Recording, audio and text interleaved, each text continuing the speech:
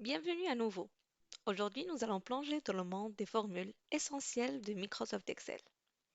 Les formules sont l'épine dorsale de la magie des feuilles de calcul, car ils nous permettent d'effectuer des calculs et de donner un sens à nos données.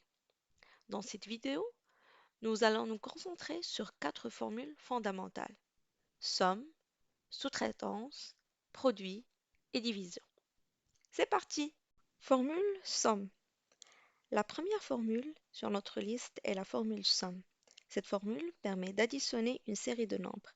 Qu'il s'agisse d'une colonne, d'une ligne ou de données éparpillées sur votre feuille, la somme rend le processus rapide et facile. Appliquons ça sur notre feuille Excel. Pour sommer deux nombres, nous pouvons facilement écrire égal 5 plus 10. Et puis je clique sur Entrée. On peut sommer plusieurs nombres.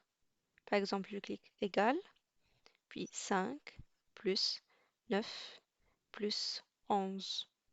Et je clique sur Entrée. Le signe plus, comme on l'utilise dans nos opérations de calcul normal, est utilisé de la même façon sur Excel pour sommer les nombres. Une autre façon d'additionner les nombres, c'est de sommer des nombres qui sont déjà inscrits dans les cellules. Par exemple, ici, on a déjà 15 et 25 inscrits dans deux cellules. Pour les sommer, on écrit égal, puis on clique sur la première cellule, puis plus, et puis je clique sur la deuxième cellule. Ici, nous avons sommé deux cellules dans une nouvelle cellule, la cellule 4C. Une autre chose intéressante dans la somme des nombres, c'est qu'on pourra utiliser une fonction.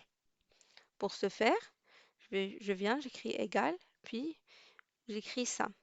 Ici, on a la liste des fonctions qui commence par SUM. Nous allons utiliser la première fonction. On double-clique sur cette fonction. Une fois on double-clique, on a un petit commentaire juste derrière notre fonction qui nous indique les arguments de cette fonction. Dans notre exemple ici, nous avons les arguments sont des nombres qui sont séparés par des points-virgules. Généralement, les arguments sont toujours séparés par des points-virgules. Essayons maintenant de écrire des nombres pour les sommer. Par exemple, 5, point virgule, 9. Je vais ajouter plus que deux nombres, point virgule, 10. Et j'ajouterai un autre nombre, point virgule, 65. Et après, on ferme la parenthèse pour fermer la fonction. Et je clique sur Entrée. Et cette fonction nous retourne la somme des nombres inscrits comme argument.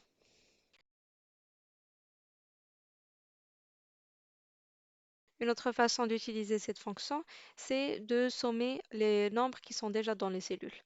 Du coup, je vais réécrire égal somme, j'ouvre la parenthèse, et puis je clique sur la première cellule, puis point virgule, la deuxième cellule, point virgule, troisième cellule, et la dernière cellule que j'ai sur cette feuille. Et après, je ferme la parenthèse et je clique sur Entrée. C'est comme ça comment la fonction somme fonctionne. Nous avons une deuxième façon pour utiliser la fonction somme, et cela en formant une colonne. J'écris égal encore, somme, j'ouvre la parenthèse, et après, je sélectionne la série de données que je veux sommer. Je peux ajouter un point virgule, et après sélectionner le deuxième intervalle, la deuxième série de données. Et je clique sur Entrée. Je peux même sélectionner toute une colonne. Alors c'est égal, somme, et après je sélectionne toute la colonne C. Et je ferme la parenthèse. Donc automatiquement, nous aurons la somme de tous les nombres qui se trouvent dans la colonne C. Supposons maintenant qu'on a ajouté un nombre dans la colonne C. Par exemple, dans cette cellule vide, je vais ajouter le nombre 200 et puis je clique sur Entrée. Automatiquement, notre fonction est mise à jour en prenant en considération le nombre que je viens d'ajouter. Nous avons fait le tour des différentes façons d'utilisation de la fonction SUM.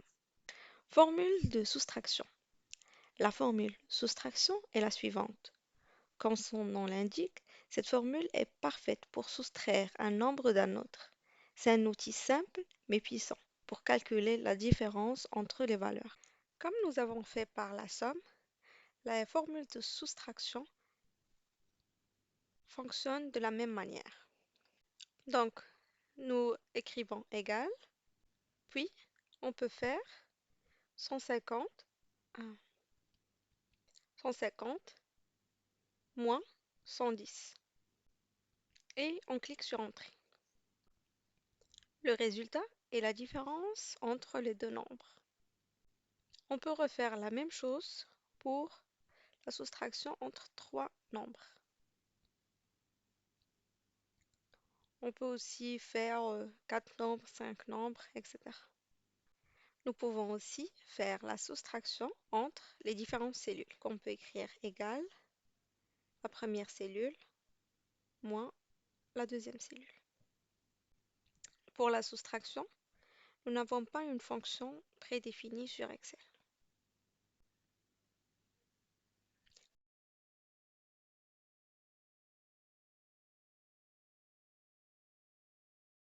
Formule produit. Parlons maintenant de la formule produit. Cette formule vous permet de multiplier les nombres dans Excel, qu'il s'agit de calculer le total des ventes ou de retrouver le produit des dimensions. La formule produit vous couvre. Pour appliquer cette formule, ça va être similaire aux deux fonctions précédentes. Pour multiplier deux nombres, je clique égal, puis 5. Pour le signe, c'est l'étoile dans le clavier.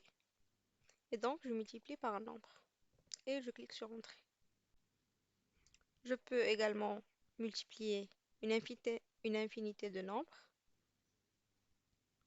Je peux aussi faire une multiplication entre deux cellules. Donc, je vais écrire égal, puis première cellule fois étoile, deuxième cellule.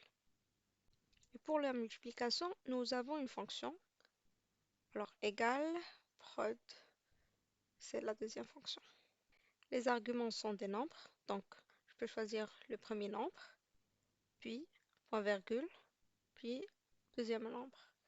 Et je ferme la parenthèse et je clique sur Entrée. On peut bien sûr aussi multiplier des séries de données.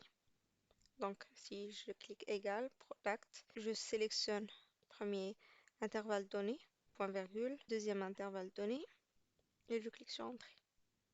Nous obtenons un très grand nombre avec, avec un format de 10 exposants. Alors pour montrer tout le nombre, on pourra changer le type. Et là, on choisit number. Et là, vous voyez, on a tout le nombre avec tous les zéros qu'il présente. On peut également multiplier une colonne. Donc je sélectionne la colonne et là, on a toutes les cellules de la colonne qui seront multipliées entre elles. Et bien sûr, je peux multiplier une ligne aussi. Ici, je vais entrer quelques données dans la ligne et je multiplie les cellules de cette ligne.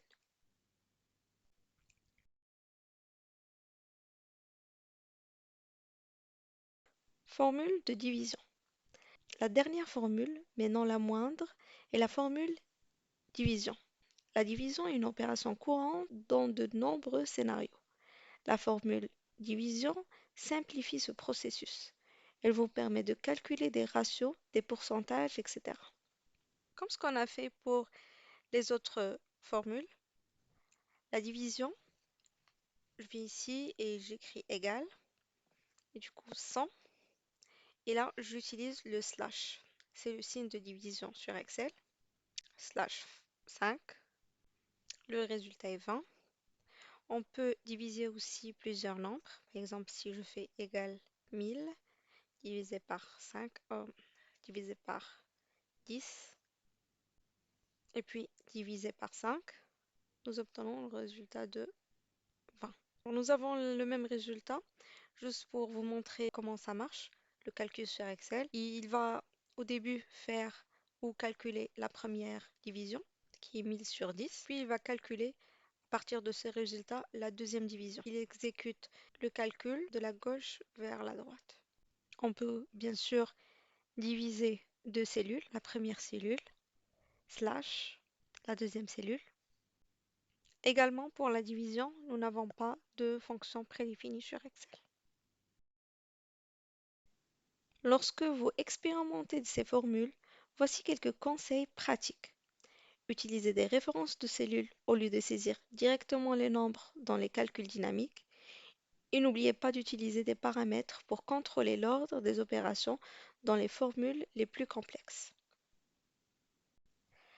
Lorsque nous explorons le monde des formules essentielles dans Excel, il est essentiel de comprendre l'ordre dans lequel les calculs sont effectués. Excel suit un ensemble spécifique de règles pour déterminer la séquence des opérations dans une formule. Décortiquons l'ordre des calculs pour une meilleure compréhension.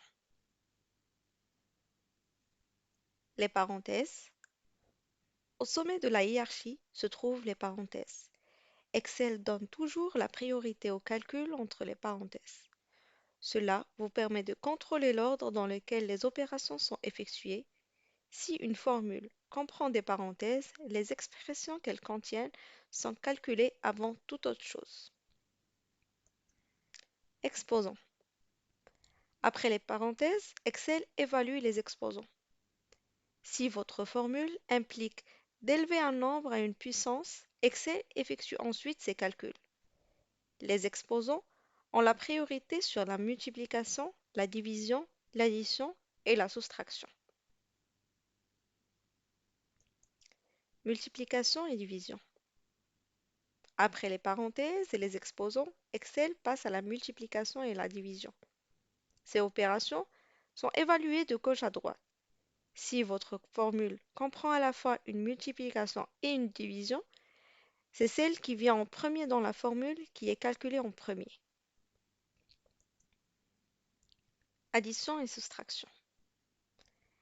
La dernière étape de l'ordre des calculs concerne l'addition et la soustraction. Comme la multiplication et la division, ces opérations sont également évaluées de gauche à droite. Si votre formule comprend à la fois une addition et une soustraction, elles sont effectuées dans l'ordre où elles apparaissent. Prenons un exemple. Voici un exemple pour comprendre mieux. Prenons la formule suivante.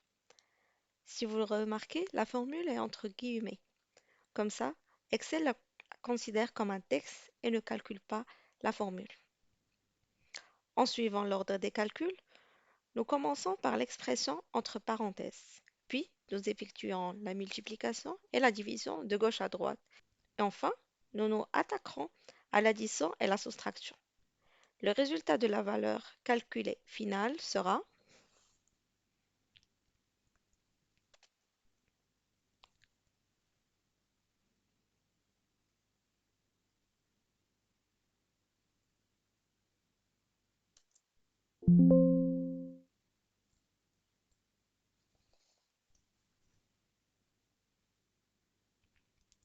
si on reprend la même formule, mais sans parenthèse.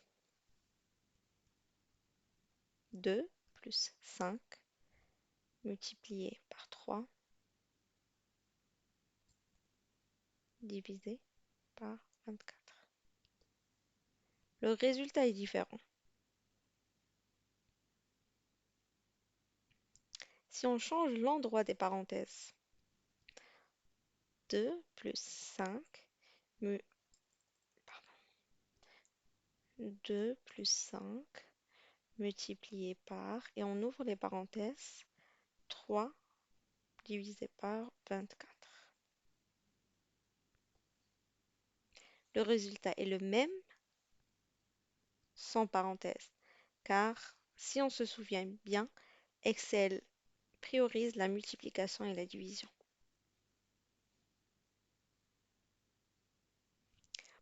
N'oubliez pas que comprendre l'ordre des calculs revient à disposer d'une feuille de route pour construire des formules efficaces et précises dans Excel. En utilisant les parenthèses et en suivant l'hierarchie, vous maîtrisez le traitement de vos formules. Lorsque vous élaborez des formules plus complexes, gardez ces principes à l'esprit afin d'éviter les mauvais calculs. Si vous avez trouvé cette vidéo et le livre informatif et utile, nous vous serions très reconnaissants si vous pouvez prendre un moment pour partager votre commentaire positif sur Amazon. Merci de faire partie de notre communauté et pour votre soutien.